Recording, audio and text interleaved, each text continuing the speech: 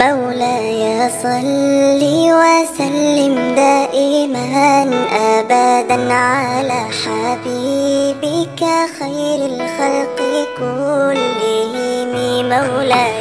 ইন্টেরিয়রটা clean করছি সেটা আপনাদেরকে দেখাচ্ছি। এই দেখেন, এটা হচ্ছে পরিষ্কার করা ইন্টেরিয়রটা।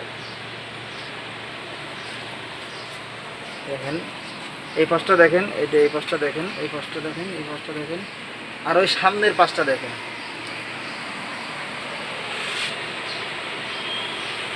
তো আমি অর্ধেক পরিষ্কার করছি, আর বাকি অর্ধেক আগামীকালকে পরিষ্কার করবো ইনশাল্লাহ। আসসালামু আলাইকুম, কেমন আছেন সবাই? আশা করছি সকলে ভালো আছেন। তো চলে আসলাম আমার গাড়ির ভেতরে।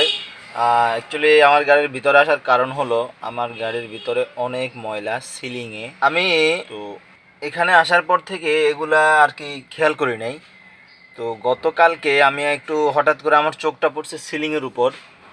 মানে এখানে জব নেওয়ার পর থেকে আমি খেয়াল করি নাই এই গাড়ির সিলিংয়ের উপর এতটা পরিমাণ ময়লা, দেখতেও খুব খারাপ লাগে। তো চিন্তা করলাম একটু কষ্ট হলেও করে ফেলি।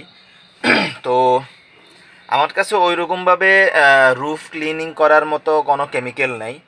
তারপরে হচ্ছে কি কেমিক্যাল দিয়ে রুফ ক্লিনিং করতে হয় সেটাও আমি জানি না।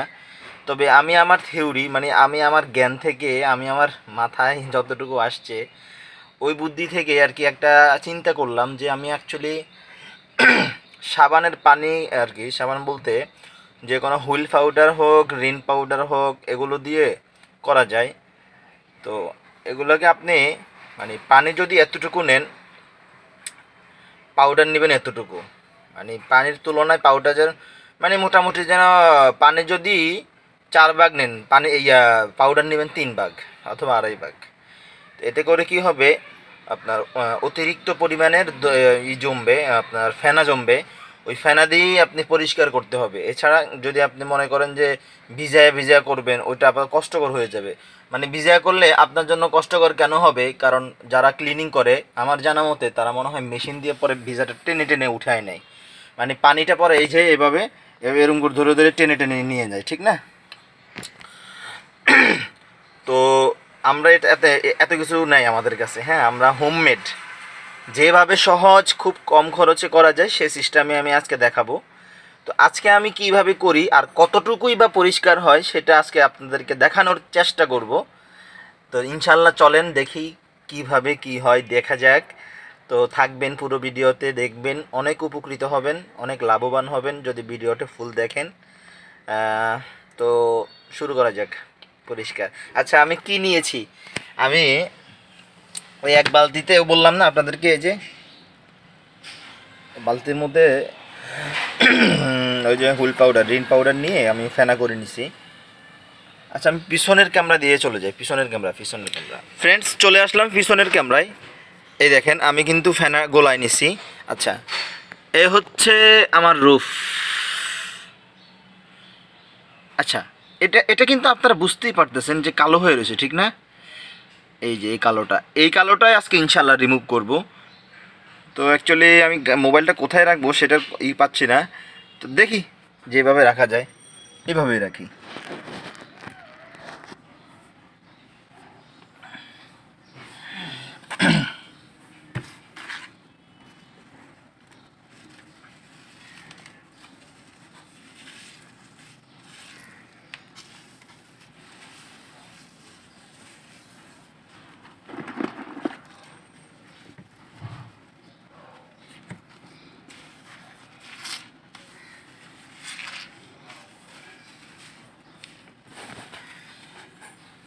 আরেকটা বিষয় হলো আপনার কাপড়ে যেন কোনোভাবে পানি না থাকে, শুধুমাত্র ফেনা থাকবে। হ্যাঁ, আমি একটু আগে এই রুফটা ক্লিনিং করছিলাম, এই পাশটা ক্লিনিং করছিলাম। এখন এটা করি।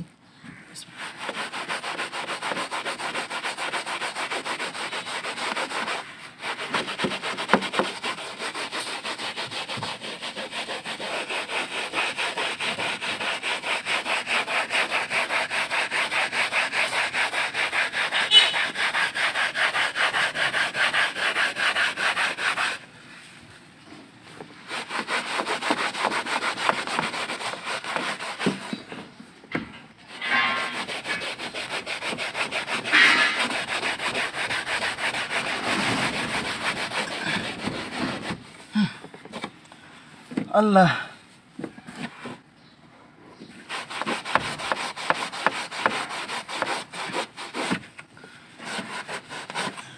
ভাই রুফ ক্লিনিং খুব কষ্টকর, খুব হার্ড।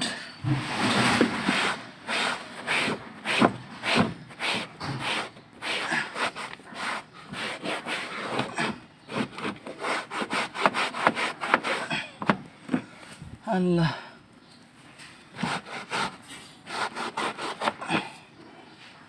আচ্ছা গো,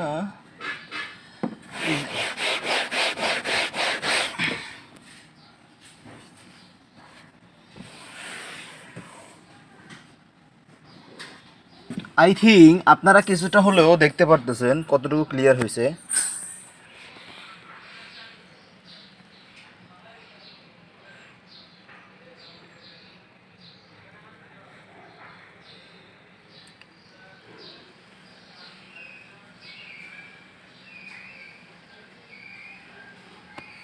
বোঝা যাচ্ছে না, হ্যাঁ এটার ভিতরে ময়লা আছে। হ্যাঁ এগুলো হচ্ছে, এগুলো ক্লিনিং করার জন্য ব্রাশ লাগে, তো অ্যাকচুয়ালি আমার কাছে এখন ব্রাশ নাই। দেখছেন কি পরিমাণে ময়লা, ইন্নালিল্লাহ, খুব ময়লা। এইভাবে আপনারা কিন্তু ক্লিন করতে পারেন, মোটামুটি ক্লিনিংই হয়। আমি বলবো না অত ক্লিনিং, অত ভালো ক্লিনিং হয় না। আপনাদের যদি ওই রকম হাতের কাছে যদি ওই রকমভাবে কোনো কেমিক্যাল কোনো রকমের সিস্টেম না পান, তাহলে এই সিস্টেমটা অবলম্বন করতে পারেন, খুব ভালো হবে। ঠিক আছে, তো আমি ক্লিনিং করি, আপনারা ভিডিও শেষ করে ফেলেন, আমিও শেষ করে ফেলি। তো ধন্যবাদ সবাইকে আমার সাথে থাকার জন্য। চ্যানেলটা সাবস্ক্রাইব করে যাবেন, আর ভিডিওটা শেয়ার করে দিবেন, আর লাইক করবেন। আসসালামু আলাইকুম রহমতুল্লাহ। আসসালামু আলাইকুম, গুড মর্নিং, সবাই কেমন আছেন? সকাল ঘুম থেকে উঠেই সাথে সাথে আপনাদের জন্য হাজির হয়ে গেলাম। তো গত আগের পার্ট, মানে আগের অংশে ছিল হলো সিলিংটা কীভাবে পরিষ্কার করতেছিলাম সেই বিষয়ে। তো আমাদের যে গাড়িগুলো হচ্ছে ডাবল চেম্বারের, সেই গাড়িগুলোতে এই যে ইয়েগুলো, হ্যাঁ, যে এদিক দিয়ে বাতাস বের হয়, ঠিক আছে, চেম্বার থেকে, বুলার থেকে বাতাসগুলো এখানে আসে, তো এগুলো আর কি ভিতরে ঢুকে। তো এইগুলোর মধ্যে এই যে এই বিষয়, এগুলোতে পুরো অনেক কাদা হয়ে থাকে। এগুলো খুলে খুলে পরিষ্কার করবেন। এগুলো খোলার জন্য কোনো মিস্ত্রি লাগে না, আপনারা খুলতে পারবেন। হ্যাঁ, খোলা সহজ, নখ দিয়ে, আপনার নখ দিয়ে এভাবে উঠে এই যে উঠে আপনি করতে পারবেন। আমি এখন এটা লাগাবো, তো কিভাবে লাগাই সেটা দেখেন, আর সামনে কি কি কাজ করি সেটাও দেখেন। আমি সবগুলো খুলে খুলে পরিষ্কার করবো, প্রচণ্ড ময়লা।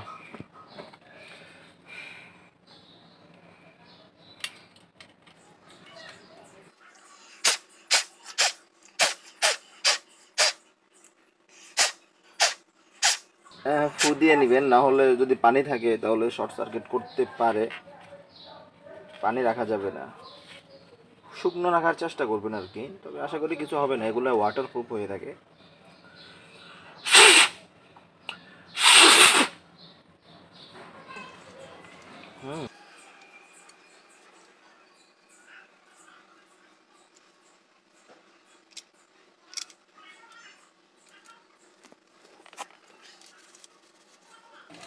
এই কাজগুলো করতে অনেক সময় নিতে হয় হাতে, হ্যাঁ, অনেক সময় নিয়ে করবেন কাজগুলো।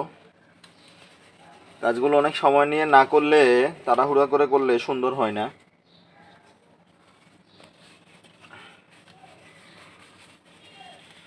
আর এগুলো পরিষ্কার করার জন্য একটা ছোট ব্রাশ নিয়ে নেবেন, ছোট ব্রাশ, বাচ্চাদের যে ব্রাশগুলো না, সেই ব্রাশগুলো নিয়ে নেবেন। আলহামদুলিল্লাহ, মোটামুটি পরিষ্কার হয়ে গেছে।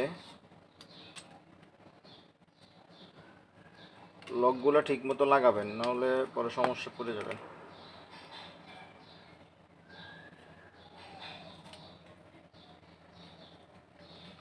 এইভাবেই লাগানো ছিল, হ্যাঁ এইভাবেই ছিল। বিসমিল্লাহ।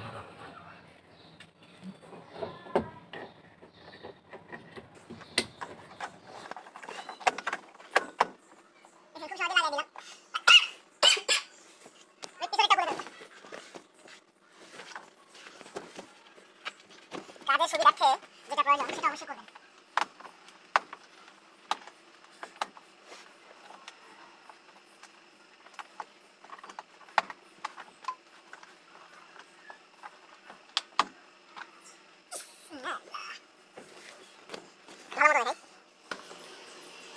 প্রচুর ময়লা, প্রচুর। এই দেখেন প্রচুর ময়লা, এদিকে দেখেন প্রচুর ময়লা।